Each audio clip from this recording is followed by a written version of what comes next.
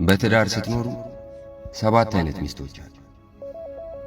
አንደኛዋ አይጥ ሚስት ናት።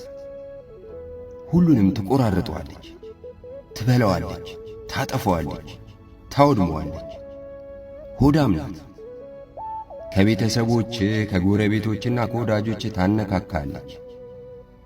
ሁለተኛዋ ድመት ሚስት ናት። ሁሌ በቃ ኩርፍ እንዳለች ነው። መቅለስለስ መቀባባትና በየሰዓቱ መስተየት ትወዳለች። ሁሌም አመመኝ፣ በረደኝ፣ ቆረጠኝ፣ ቆነጠሰኝ የምታበዛና ከፍራሹ የማትነጠል ናት። የተሻለ የሚንከባከባት ካገኘች ወደ ሌላ ደረስ ብላ ለመምጣት ጥላ ለመሄድ አታመነታም። ሦስተኛዋ ፈረስ ሚስት ናት።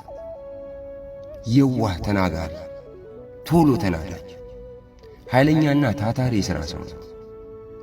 ቤቱንም ሥራውንም አንተንም ትሸከማለች። የሰጣትን ሥራ ሁሉ በቅንነትና በጥንካሬ ብትሠራ በሐሳብ ግን አታግዝም። አራተኛዋ በግ ሚስት ናት። ደግ ናት። የማትናገር የማትጋገር፣ ያለችበትን እንኳን የማይታወቅ ዝምተኛ ናት። የበኩሏን ድርሻ ለመወጣት የምትታገል፣ ነገርና ወሬ የምትጠላ ልበ መልካምና የዋህ ሴት ነች። ለውጥ ግን አታይባትም። አምስተኛዋ ውሻ ሚስት ናት። በሆነ ባልሆነ ትጮኻለች። መቼም ቢሆን ግን ማንም በምንም አባብሎ ላንተ ያላት ፍቅሯና ታማኝነቷን አይሸረሸረው። ሁሌም ታማኝና ከጎን ነች። ምንም አይነት አደጋና ችግር ቢመጣ በአብራ ለመጋፈጥና አንተን ለመከላከል ቆራጥ ነች። ስድስተኛዋ አንበሳ ሚስት ነች። በሁሉ ነገር የበላይ ልሁን ትላለች። ንግግሯ ሁሉ ቁጣና ዛቻ የተሞላበት። ችግር ሲፈጠር ሁሉም ነገር መፍታት የምትፈልገው በኃይል ወይም በጉልበት ነው።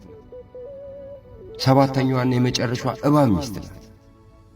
አንደበቷ ለስላሳ፣ ቅልስልስና ተንከባካቢ ትመስላለች። ለአንተ የምታሳየውን ባህሪና ከጀርባ የምታደርገውን ድርጊት ፍጹም ተቃራኒ ነው። ጊዜ ጠብቃ አንድ ቀን እንደ አጋጣሚ ስታገኝ ግን እንዳትነሳ አድርጋ ነድፋ ወይንም ገንዘብንና ተስፋን ዘርፋ ትሄዳለች። እስቲ መልሱልኝ፣ ያላገባው ወንድም የትኛው አይነት ሚስት እንድትኖር ትፈልጋለህ? አንተስ ያገባው ሚስት የትኛው አይነት ሴት ነች? አንቺስ እህቴ የትኛው አይነት ሴት ነሽ? እንቅጭ እንቅጯ